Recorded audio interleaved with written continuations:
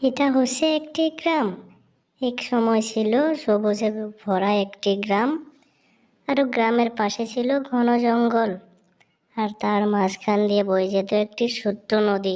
এই জঙ্গল ছিলই গ্রামের মানুষের জীবন। জঙ্গলের ভিতরে থাকতো নানা রকমের পাখি। তাদের মধ্যে ছিল এক শক্তিশালী বাঘ, আর ওইখানে থাকতো একটা কুমির।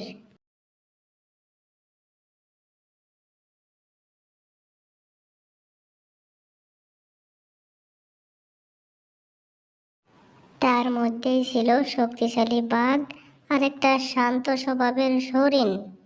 বাঘটির নাম ছিল রুদ্র। সে ছিল জঙ্গলের রাজা। তার গর্জনে পুরো বন কেঁপে উঠত।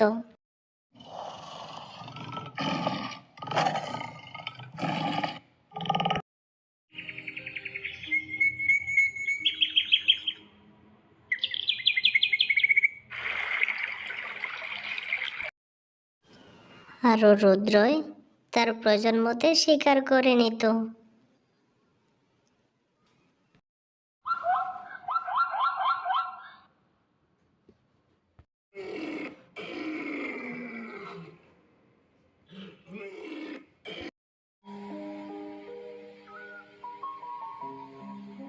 আর হরিণটি ছিল খুব চঞ্চল। তার নামের মতো সে খুব দৌড়াতে পারত। নদীর ধারে সবুজ ঘাস খেতে তার খুব ভালো লাগতো। সে সব সময় সতর্ক থাকতো। সে জানতো কি যে কোনো সময় বিপদ আসতে পারে। আর এভাবে করে সে জীবন কাটাতো। বাঘের ভয়ে সে সব সময় লুকিয়ে লুকিয়ে থাকতো।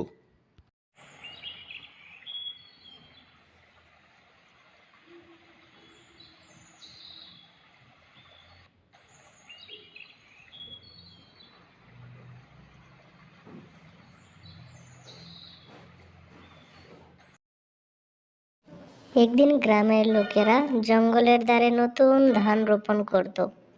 ধানের গন্ধে অনেক হরিণ মাঠের দিকে আসতে শুরু করলো।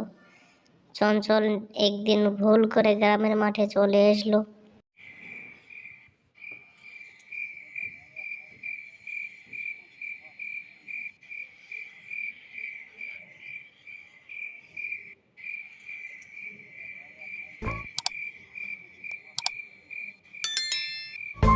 এখন তারা ধান খেতে লাগলো। ধান খেতে খেতে হরিণ ওদিকে দেখলো একটা বাঘ দাঁড়িয়ে আছে। চঞ্চল ভয়ে কাঁপছিল। সে ভাবলো আজই তার জীবন শেষ। কিন্তু আশ্চর্যভাবে রুদ্র এসে থেমে গেল। সে বলল, ভয় পেও না। আমি কাউকে স্বীকার করি না। অবাক হয়ে বাঘের দিকে তাকালো। সে কাপা গলায় বলল, তুমি চাইলে আমাকে মারতে পারো। পরের দিন সকালে জঙ্গলে গিয়ে দেখলো ওখানে মাছ বক পাখি দাঁড়িয়ে আছে।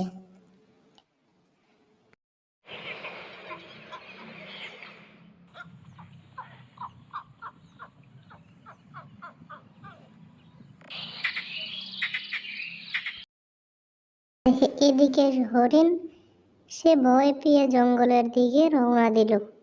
সে এক যাবে জঙ্গল পার হলো।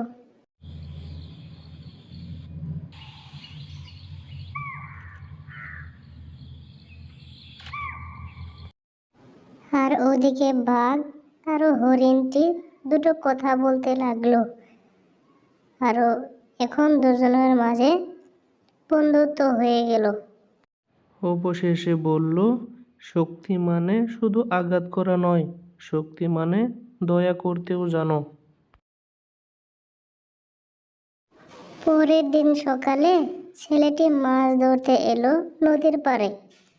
আর এখানে এসে দেখলো বড় একটি মাছ রয়েছে। মাছের ছেলেটিকে দেখে বলল, না না, আমাকে মেরো না। কয়েকদিন পর জঙ্গলের ভয়াবহ অবস্থা দেখা দিল। নদীর পানি শুকিয়ে যেতে লাগলো, আর ওদিকে খাবারের অভাবে পশুরা কষ্ট পাচ্ছিল।